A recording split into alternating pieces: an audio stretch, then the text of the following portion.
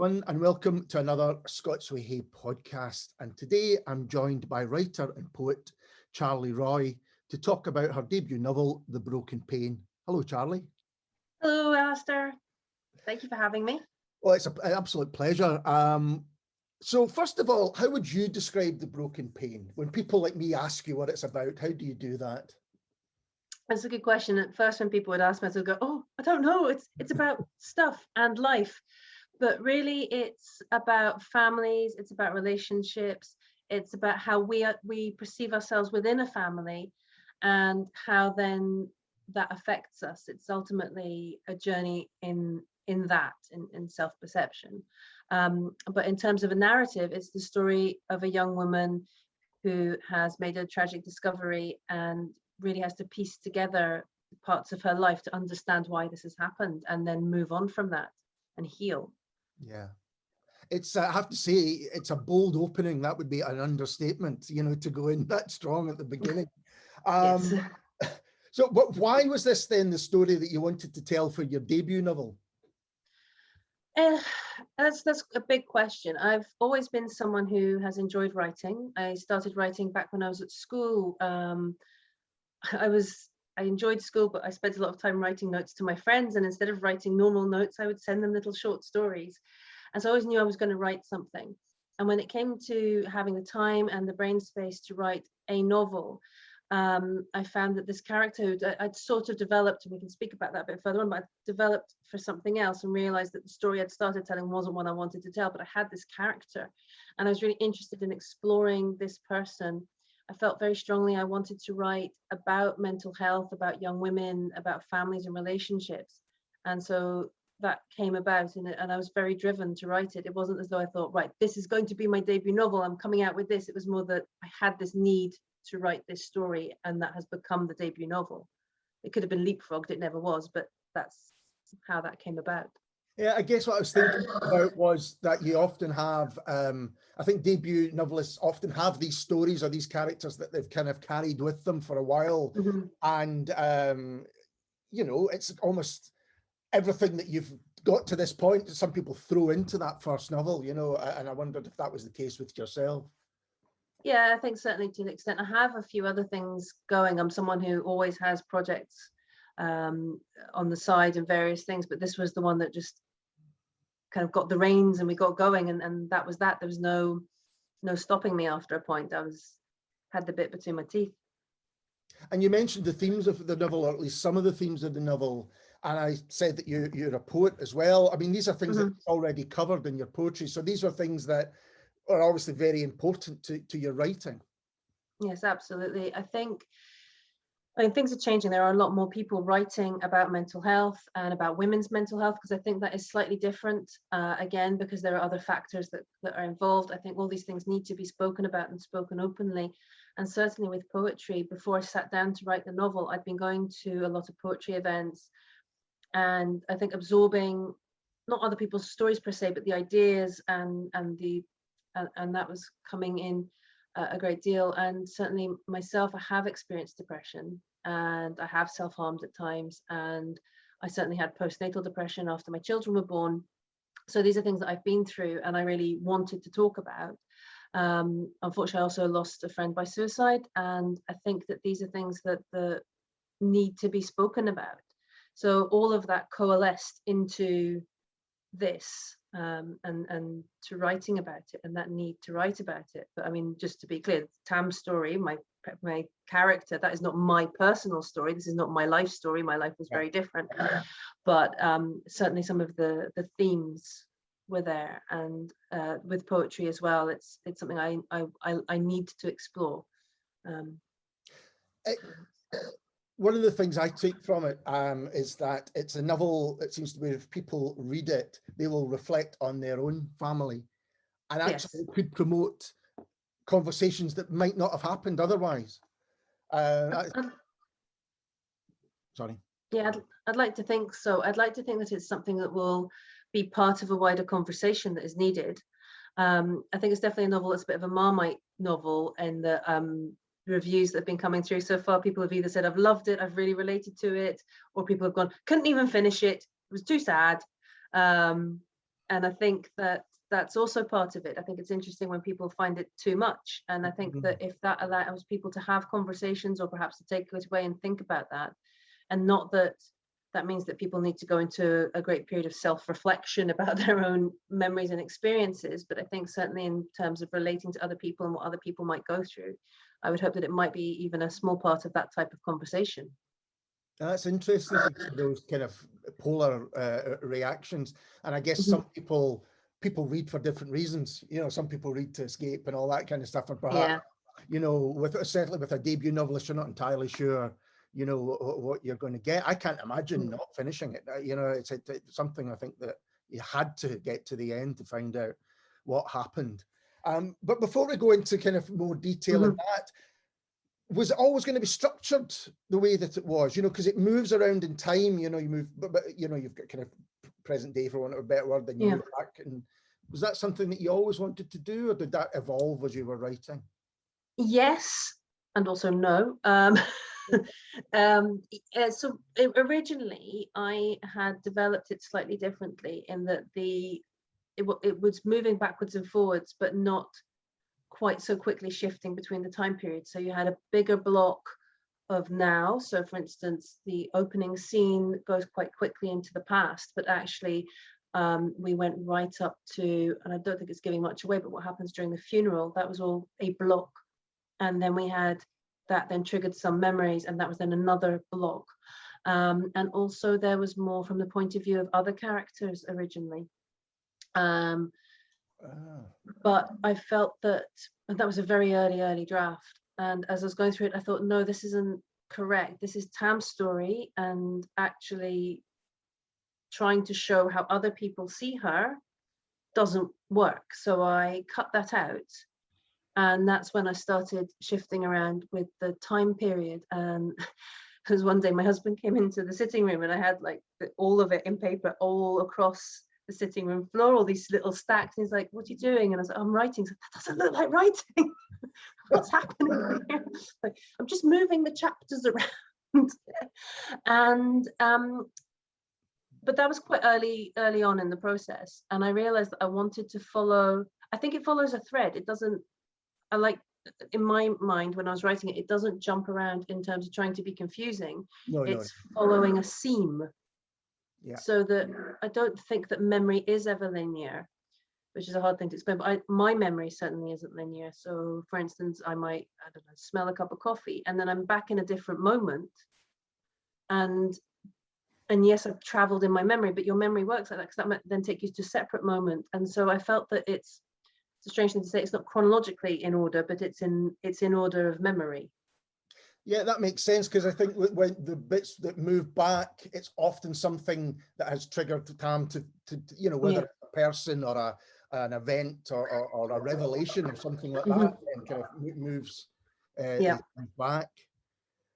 Well, you mentioned that some people have said it's too sad, and there are scenes which are difficult to read, and you know, it's rightly absolutely. so, and they're intense and really strong emotionally. How difficult were they to write?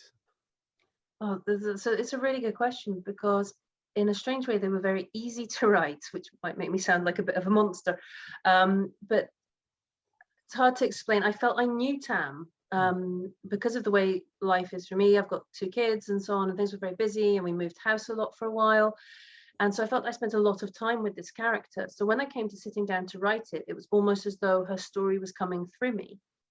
And these were the following the memory of what had happened to her felt right when I was writing it. It was what had happened, I mean, to the character, but that was how it went.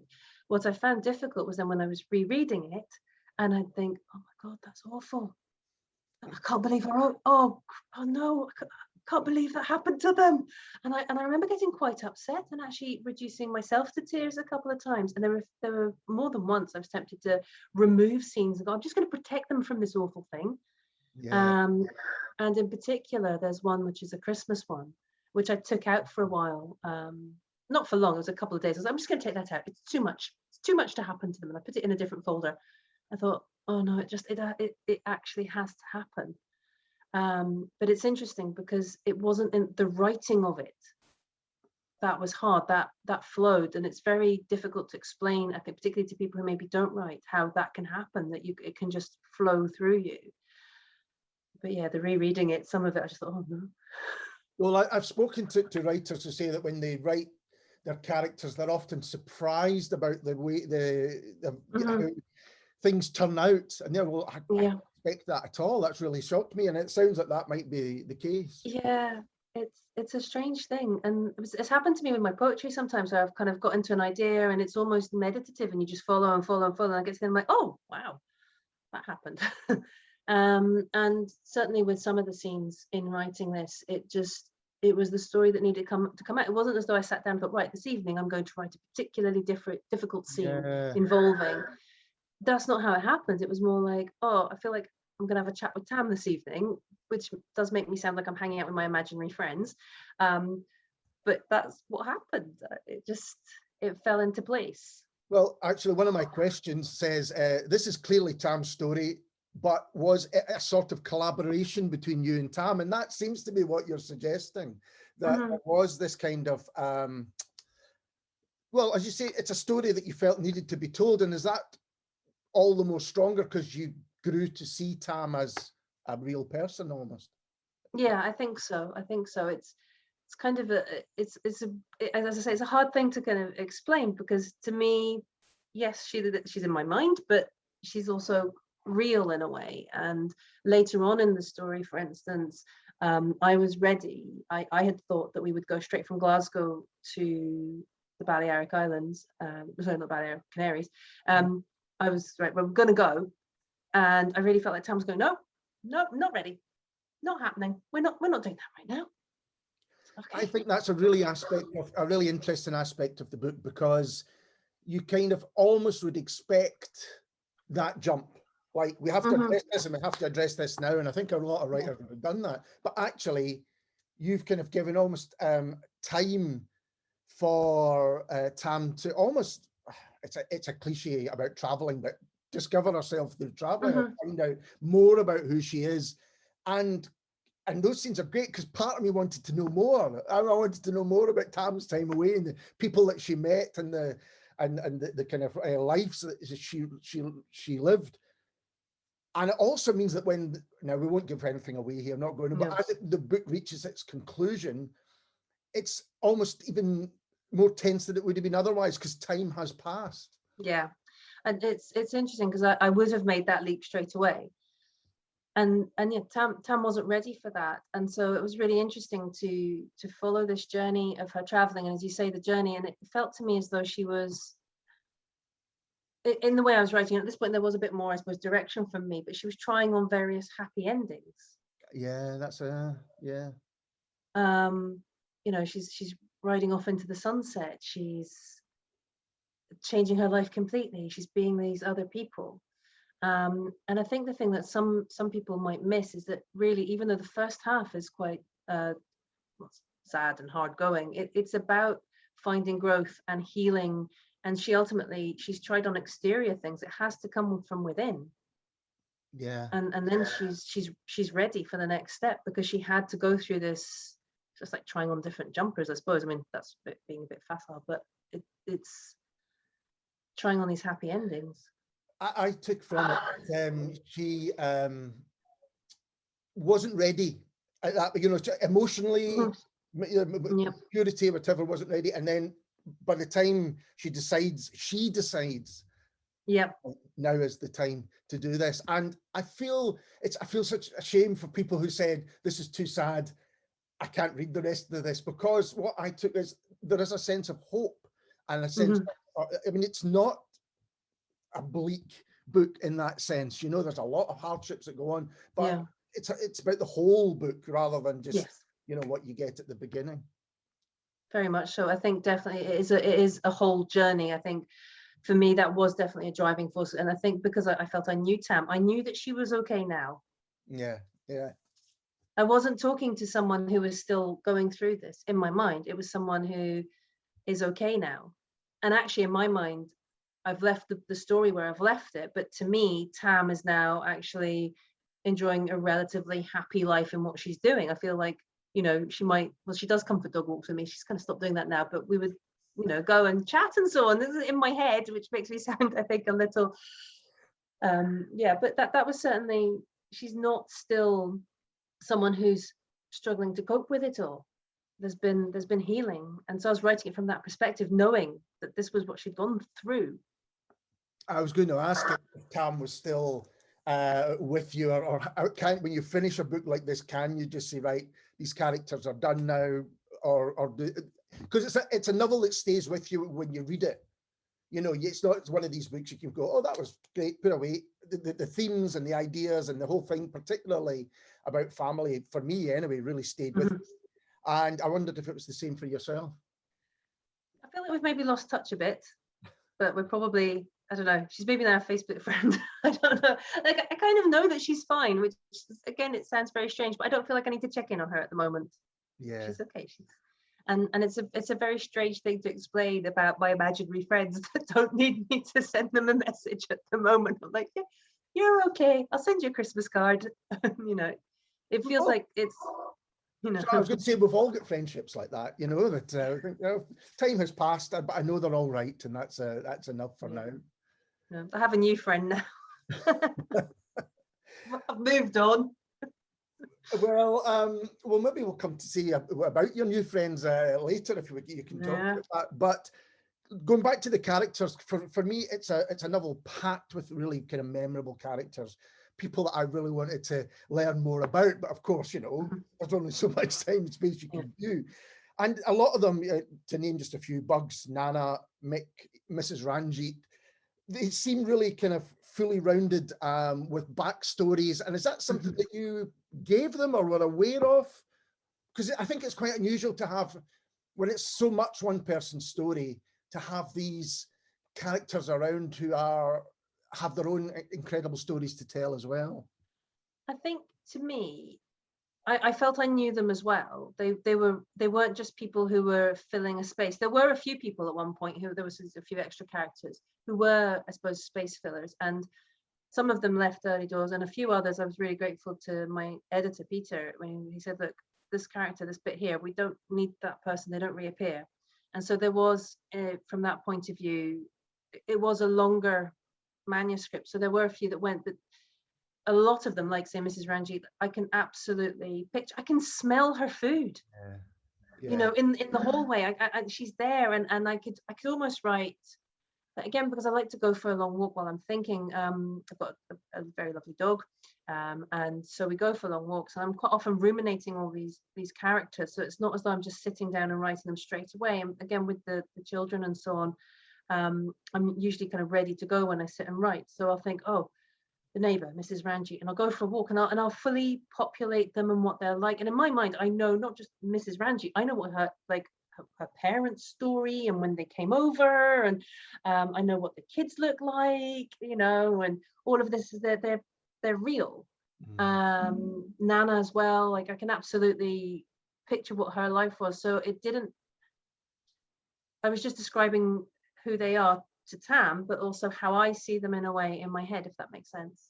It does, because it made me think about hearing interviews with actors who, even for small character parts, had built this backstory into them and had this idea that when they came to make the film, oh no, my character would never do that because of this, and they could build all that in. And that's the kind of feeling I got with a lot of these characters. But you said in an early draft, they had maybe their own, you know, chapters or their own Why do you think that didn't work? It just too many voices, or just you wanted to concentrate on the single voice? There were too many voices was one thing, but I felt that this was very much Tam's story I was telling, and once I started bringing in other voices, it started to feel almost a bit more, I mean, not like a court case, but it felt like we were stacking evidence. And that we were looking for the truth of what happened.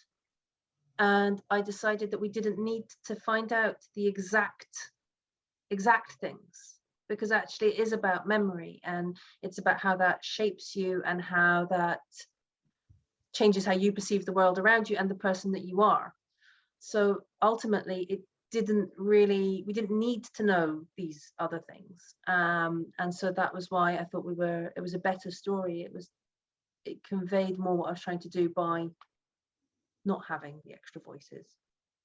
And with that in mind, did you really think, well, I'm going to start this again, or was the story the same? It was just going to be told in a different way? Well, I'd written a lot of it, so a lot of it was just actually just cutting chunks out, rather than rewriting them, because some of it were things which were told from two different points of view.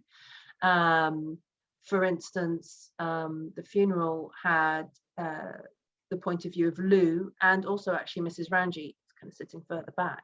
Yeah. And I just thought, well, we've told the story of the funeral. We don't need to read that 3 times over to ascertain what exactly happened, because actually that isn't what's relevant. So in some ways that was quite an easy remove, but it was quite early in the drafting process. So it wasn't as though I'd already done a full first draft. I was still in the process of the first draft and telling it to myself when that all started to come back out, because I realized, I think one of the big learning curves in writing this was that the first draft, and I think it's a mistake some people make, you get to the final full stop and you go, right, that's it, I just need to spell check.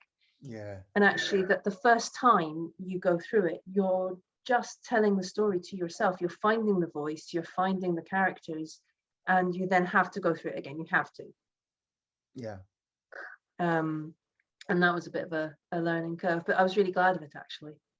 So it's not just the kind of focusing of the editing process. It's more than that. It's a second draft or a third draft, or however you think it might be. Yeah, I think it's akin to, I think everybody's done this. You've gone down the pub and your friend's told you a story, like, whoa, and you leave, and then about 3 months later your friend tells you the same story again, but they're slightly different things, and you ask slightly different questions and you find a few more details, and then that starts to form your view of it. And it was a bit like that, if that makes sense. No, I it think wasn't that yeah. I've got a few friends that tell the same story in the same night sometimes. Well, there you go. Now, did you have a clear sense of how this novel would end? Because having spoken to a few writers, particularly recently, you're getting different ways about, some writers say, oh, I have to know the end of it before I begin. Whereas others go, oh no, that's part of the joy, is the journey of finding out where this is taking me. How was it for you? Did you have a kind of clear idea of what would happen? Again, a bit of both. Because I knew that the town that I was kind of dealing with was fine. I knew that she was okay now. So I knew that that was her emotional ending, so to speak, that she'd found a sense of peace, that she had recovered, healed. And so that was a big factor in it, but I didn't know the exact steps for that. So for instance, when she does get to the end of her journey, that scene originally played out a bit differently, and I tried it in 2 or 3 different versions before finding that actually this is what feels correct, especially for that character. And that character having been absent for a large part of the book, though we needed to find out what happened, was probably one of the ones that I felt I knew the least until I'd worked that step out. And then there was a bit of going back in the drafts later on just to kind of ensure that that felt true. Yeah. So there was a little bit of kind of going back and making sure that it all fitted. But yeah, I mean, I think the fact is that I actually wrote, I think it's the last scene or before last scene in the book, was one of the first things I wrote, when she's standing at the sink and kind of seeing clear ahead. So I knew we were going to reach that point. Right. So I did know the end, but I didn't. I was just thinking about you with your chapters on the carpet floor and working out.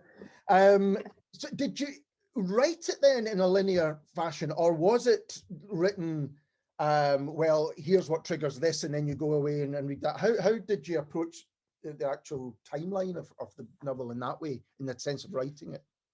So the first draft, I pretty much just picked up from where I'd left off and kept going, following that pattern. And then at some point in the first drafting, I'd kind of removed some characters, but I kind of carried on the story as I was following it. And it was when the second draft came about that I was having to shift things around and move it.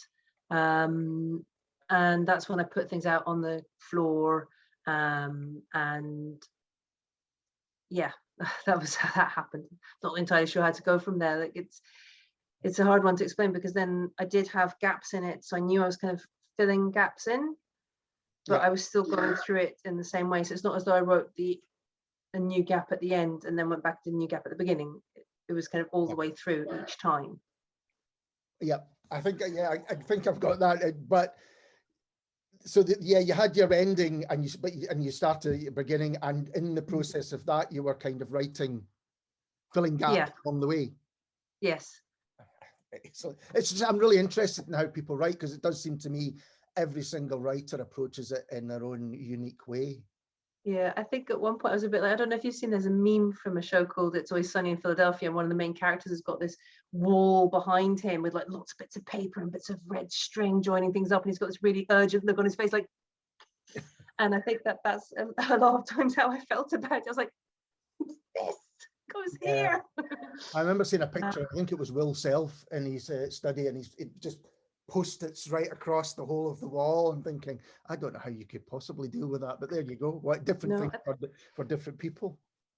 Yeah, I think that's the thing. I think every writer's got their own process, which is, I think, one of the reasons why you can do creative writing courses, and some people come out with a method, but I think everyone then finds their own little slot, their own little approach, but that's what gives us, I think, such a myriad of different things that come out, of different books, of different styles, of different approaches. And I think that's part of the joy of it, that each writer's got their own approach, and therefore different things come out. And aside from the amount of words, did you find yourself approaching this in a very different way than you do when writing poetry? Was it a completely different exercise? It is a different exercise, but in some ways it's tapping into a similar thing. I think I'm quite a seasonal writer. I've only realized this in the last couple of years, but in the spring I tend to write a lot of poetry. I just do. I just hundreds of poems. I've got maybe 1,000 poems kicking around. I write tons of poems. Some of them are absolutely dreadful. Some of them are really weird experimental things. Some of them are just stream of consciousness. There's like other ones that are really carefully put together, and I've done like this particular form or whatever. I write all sorts of different types. I write lots, and there's something about the spring where I'm just generating all this. In the summer I tend to have these bigger ideas I gather on post-its or in notebooks, I put on my phone, of like various characters and ideas, and I start to have all these, again, these, not the post-its on the wall, but in my mind it's like, oh, I've got all these brilliant ideas. And then now I'm in that point where I'm starting to think, oh yeah, let's get into a bit of long form, and I'm ready. It's like a knitting project, and I'm ready to sit down. Here we go, I've got this character, I'm ready to go. And so it is, I think, coming from the same place in me, because I struggle to write poetry and at the same time sort of been doing prose. So it's an either or for a few weeks. I'm on this project, and that's what's happening. And it's definitely a seasonal thing, because I get to the spring, I'm like, I can't possibly concentrate on writing novel. Too much is happening. Yeah. Whereas when you get to the winter, the nights are fair drawing in. I'm nothing better than to kind of curry down with my novel, basically. Yeah, my imaginary friends and me hanging out. Now, I found, again, maybe it was one thing that when people said it was too sad, I wondered if it was almost too, what's the word I'm looking for? Too tense, because as the book builds towards the end, the tension is, I found, almost unbearable. It's that thing about, you want to know what happened, but you're terrified about what might happen and the consequences of it all. That's how I found it anyway. It really was almost a physical response. How did you find that? I mean, I guess you maybe knew it might not have been as tense for you as it might be for a reader. Well, I'm actually, at one point I want to say I'm really relieved that you found it tense, because at one point I was worried that there was no tension at all in it. So I was like, and I was worried that there wouldn't be that page turnability to the story. But I didn't try to engineer it. I just thought, well, I've got to just tell the story as it is, and as I knew it was coming. But when I was writing, it's funny, because when I was writing it, this is where I'm going, and Tam's telling a story and so on. It wasn't until I think, oh, we were probably at proof stage. I was reading a book of it rather than on my computer or on pages and so on. I was reading, I was like, oh yeah, what was the exact next? I knew what the exact next thing was, but I was starting to feel it myself. So I thought, oh, this is on to something. But it never got to the point, I think, of being unbearably tense because I always knew that where Tam would be in the end. And I think that probably shifted things. And it maybe gave me almost permission to not string it out, because I didn't feel like I was stringing it out, but it gave me permission to explore what was going on, and particularly all the travel and so on. I felt I could. I knew we were going to be at this end. I didn't feel I need to rush it. I was like, let's see what she does next. Where's she going? You string it out, but a bit like having Tam go on a journey, you kind of fight that urge that you might have had to get this over with anything. Nothing's kind of got over quickly, and I think that's really good because it does build the tension, and it also builds a kind of care that you have for Tam and for other characters as well. Yeah, I think the fact is I was confident of where she was going, so I felt like I could let her tell the story and what she did, and I didn't feel I needed to rush her or the reader in getting to that point.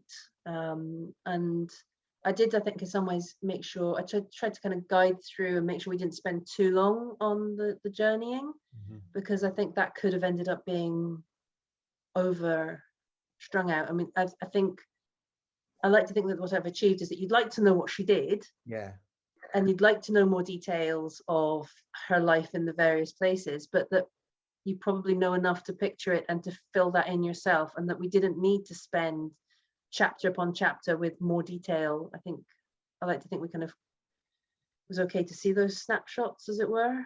Yeah, you see enough to understand that she's changed, and she has a confidence that sometimes comes with growing older, apart from anything else.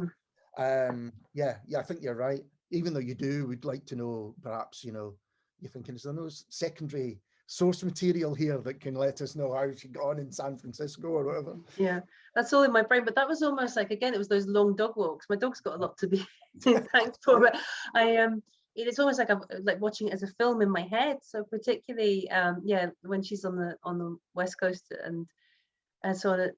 I was like watching it like a film. So I thought, and then she'd have done this, and she did this, and she went here, and I could see all of that.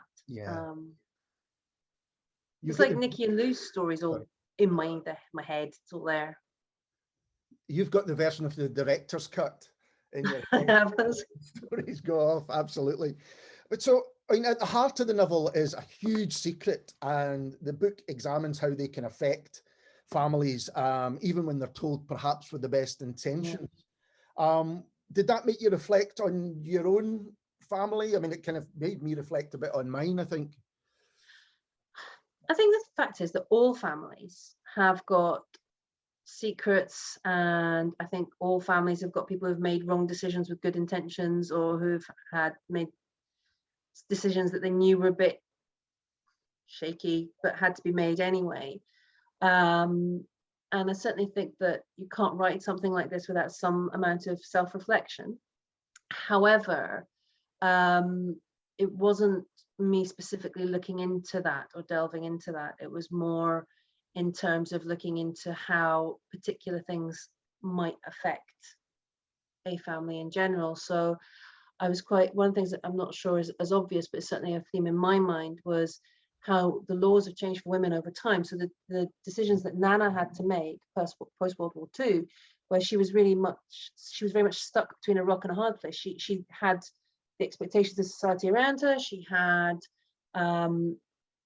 what was acceptable, what was legal, what was an option for her, and where she lived and so on. And that forced her hand. And again, Angie's hand is forced. And she doesn't have control over what she can choose to do. And so my own family doesn't have big secrets like that. But I do think, particularly looking back, say like maybe my granny, my great grandmother, and so on, they will have had their hand forced in certain things that they chose to do, or how they chose to do it, and how they then dealt with it. So I do think that's something that everyone has. I think it's interesting to try and go back and look at these things with understanding and empathy. And you don't necessarily have to say, right, well, that was a decision one, or did you do that? But just go, okay, you were maybe forced into that, and that was Yeah, because it's not really about the secret itself. It's about the reasons that the secret is told, isn't it? It's about the circumstances that all of the characters find themselves in. And this was perhaps how they saw some kind of resolve, even though it doesn't resolve it. But, you know, as you say, it's a situation that was forced. And I think that's something that, I mean, every family has a bit of that. Yeah, that's what I thought as well. Absolutely. And as I said before, I do think it's a novel that would hopefully have people, you know, perhaps talking about things that previously they may not have, or they may have, you know, kept that, you know, about it, for want of a better word. So you mentioned your imaginary friends that you've been playing with. Is that another novel? I mean, can you talk about it, or is it very much? Yeah, I'm still at the kind of, in my mind, it's all bits of paper on the wall with the red string, and like, I'm still at that stage. But again, I think it's definitely a theme that I'm interested in writing about. And I don't know if in the future I might go ahead and write something in a completely different genre, but it's definitely the story of another young woman who is dealing with things that have forced her hand. But whereas in the Broken Pain, we were looking at young childhood, this is someone who had traumatic events in their teenage years. And she's at a stage in life where she's finding herself having to start again, as it were. And it might sound a bit, but she's kind of, rather than starting over now, she's deciding to go back and look at what had triggered her making the decisions that had led up to the point where she's having to start again. So she's going back to her hometown. It's, I suppose, a bit of a dark version of those Hallmark films you get where, you know, young woman, things don't work out, goes back to her hometown, meets the young man of her dreams, they buy an inn. It's like, that's not going to happen, but that's a basic plotline of going back to the start. I don't think that's real. I don't think you can go back to where you came from. But she's definitely going to investigate that urge of going back to her hometown. But it's also going to look at the connections between people, because I think in your teenage years, you form really strong connections with people. That in a way that you make friends later on in life, or you have friends from before, but in your teenage years, there are people, everyone's got them. And whether they were your best friend or your absolute worst enemy, there's something there which is almost primal. I think. Those teenage friends, there's something, friends and frenemies and all of that, there's something that beyond, you know, you might not have spoken to them in 25 years and suddenly you're like, right, it's this person, and they have a power's not quite the correct word, but there's something in that connection. So I'm interested in that for this one, and how those connections affect who you are. It's interesting. I think in the last, shall we say 20 years, those kind of connections, it's been easier for them to be rekindled because you've got the whole social media age and things like that. Whereas before, I don't think you tended perhaps to.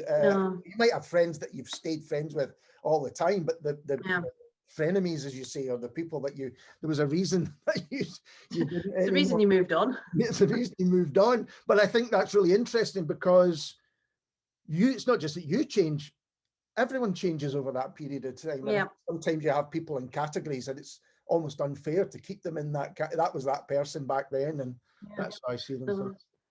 I think it's an interesting thing to investigate, and I think there's quite a lot of narrative about the fact of, you know, going back to your roots is really healing and helpful, and you know, and speaking out these things that happened all the way back then, that's really useful. And I don't think that's always quite as black and white, so I'm quite interested in that. And it's slightly come from, and it's not, there's no one in particular, but my school class from when I was at school, suddenly a year ago, lockdowns, etc., invited me into this WhatsApp group that'd been running for about 6 months, with all, you know, they'd kind of been putting out the feelers and finding everyone, and it's kind of bizarre. It's weird. There's like a friendliness and a friendship that is a shorthand for something, and I'm also sort of glad it's just on my WhatsApp.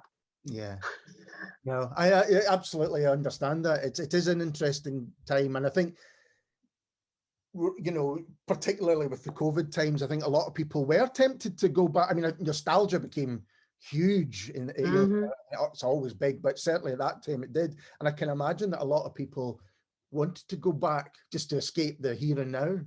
Yeah, no, absolutely. And I think you kind of have this idea that teenage years were somehow less complicated, but I certainly know from my point of view, my teenage years were hugely complicated. Yeah, I look back and I think, thank goodness I made it to here. I'm not going back there. Done. But I'm interested as this new character. I think that's what she does. She goes, right, okay, I'm going to go and try that again. And I think, but in the same way that you can tell stories in different ways, I'm still very much interested in this inner perception and how that affects what you do. So we'll see. Well, that sounds excellent. I can't wait to read it when it comes out.